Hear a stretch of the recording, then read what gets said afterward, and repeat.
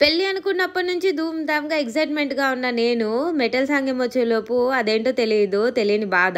చాలా సాడ్‌గా కూర్చొనున్నాను నేనైతే. ఎందుకు I don't have any idea. కానీ ఒక్కటే అర్థమైంది మెటల్ పెట్టేసిన తర్వాత ఇంక నేను రిసెప్షన్ కోసం ఇంటి నుంచి వెళ్ళిపోతాను కదా అన్న బాధే చాలా ఎక్కువైపోయింది. I think every bride to be అనేవాళ్ళు ఖచ్చితంగా ఈ సిచ్యువేషన్‌ని ఫీల్ అవుతారనుకుంటా. ఖచ్చితంగా అవుతారు. సో, ఇక్కడైతే ఇంకా మా మేనమామ వచ్చారనమాట. మేనమామ సాంగ్యం జరుగుతుంది. ఫస్ట్‌గా అయితే కాలికి ఉండే గోర్లు కట్ చేశారు. కట్ చేసి నీట్‌గా ఫైల్ చేశారనమాట. ఫైల్ చేసిన తర్వాత చేతులకి, కాళ్ళకి, ఫేస్‌కి పసుపు అప్లై చేశారు.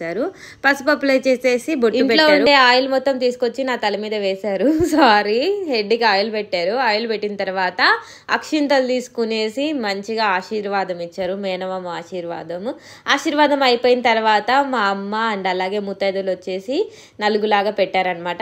నలుగు మొత్తం అయిపోయిన తర్వాత ఇంకా టెంకాయ కొట్టేసి దిష్టి తీశారు. సో దిష్టి తీయడానికి చేటలో హారతి, అరటిపళ్ళు అండ్ అలాగే కొట్టిన టెంకాయ, పసుపు, కుంకుమ పెట్టేసి నీట్గా దిష్టి తీసేశారు. నెక్స్ట్ బ్లాగ్ కోసం నేనైతే సూపర్ ఎక్సైటెడ్. మరి మీరు ఎక్సైటెడా? ఫాలో చేసి లైక్ చేయండి, ఇంకొంచెం ఎంకరేజ్మెంట్ ఇవ్వండి.